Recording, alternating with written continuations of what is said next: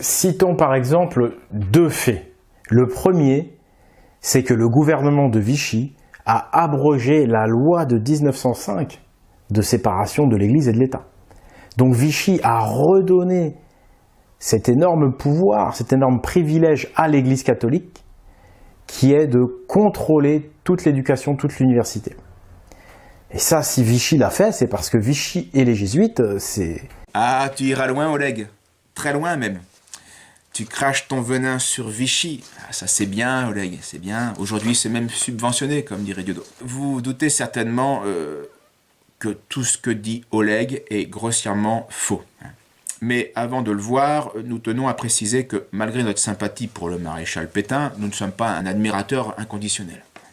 Certes, il a fait de grands et de bons pas dans le bon sens, comme la suppression de la maçonnerie, comme la suppression de la devise maçonnique imposée par la Révolution, liberté, égalité, fraternité, qui a été transformée en travail, famille, patrie, qui est beaucoup plus sain, beaucoup plus naturel, et puis d'autres choses de ce genre, mais on peut aussi lui faire plus d'un reproche, particulièrement d'avoir gardé le drapeau tricolore de la Révolution. C'est une erreur symbolique, grave, plus que symbolique. D'avoir cru aux États-Unis, alors que c'est le pays le plus dangereux pour la paix dans le monde depuis un siècle. De ne pas avoir déclaré la guerre à l'Angleterre après le crime de guerre de Mers el-Kébir. Bon, et puis bien d'autres choses, mais on ne va pas refaire l'histoire, c'est une période difficile.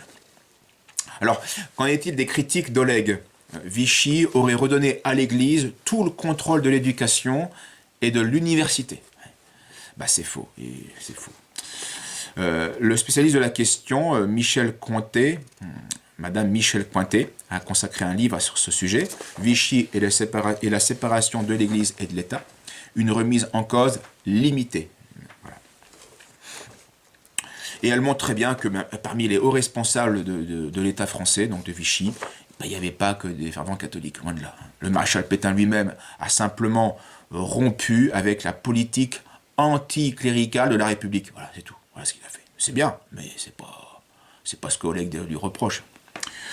Vichy a simplement donc eu assez de bon sens pour comprendre que pour remettre de l'ordre, il fallait rompre avec cette politique de désordre soutenue par l'anti-France, tout simplement. Quant aux 2 chefs du gouvernement, Pierre Laval et puis l'amiral Darlan, eh bien, ils étaient des pragmatiques sans conviction chrétienne. Leur vision du monde n'avait rien de religieuse. Elle voulait être simplement réaliste, et donc ils jugeaient que, de la religion en fonction de l'intérêt politique. Donc, voici un extrait de la conclusion de Michel Cointet.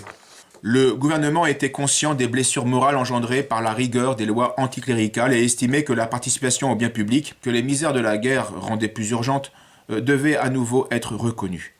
La maturation des esprits et la quasi-extinction des conflits imposés par la loi de la laïcité de 1905 auraient permis de prendre de telles mesures depuis longtemps si le Sénat, les obédiences, maçonniques donc, et si le SNI et les gardiens vigilants de l'esprit laïque ne s'y étaient pas opposés. L'État français lança d'importantes réformes, mais selon une procédure prudente. Aucune d'entre elles ne remit fondamentalement en question les principes de la laïcité. Et donc, ce que prétend Oleg est malheureusement faux. Et donc on peut dire que Pétain n'a pas assez fait, Vichy n'a pas assez fait, en ce sens-là, évidemment. Et finalement, elles purent presque toutes être reprises à son compte par la Ve République, au temps de Charles de Gaulle et de Georges Pompidou. Ce qui montre bien que Vichy n'a pas fait grand-chose, c'était du bon sens, fallait... c'est tout. Mais d'après mon spécialiste, je serai tellement atteint que normalement, je ne devrais pas avoir de mal à faire des progrès. Donc, face à ce constat, somme toute encourageant, je suis resté pensif. Pensif, mais bête.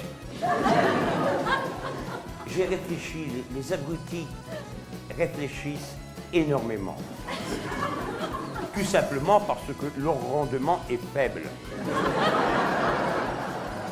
Je vous laisse le temps d'y réfléchir. En fait, j'étais extrêmement prétentieux. Je me prenais carrément pour un médiocre, alors que j'étais nul. Maintenant, si intellectuellement je peux peu, bien je vis heureux dans l'éternelle et la perpétuelle béatitude de l'abruti. Alors lui, on l'aime pas, il se croit sorti tout droit de la cuisse de Jupiter. Avec son air austère, il se croit intéressant, il faut qu'il parle tout le temps. Il a des idées sur tout, il sait surtout nous bourrer fou. Oh, oh, oh, il a tout vu, tout lu, tout entendu. Il est tellement instruit que plus personne comprend ce qu'il a tout vu, tout lu, tout entendu.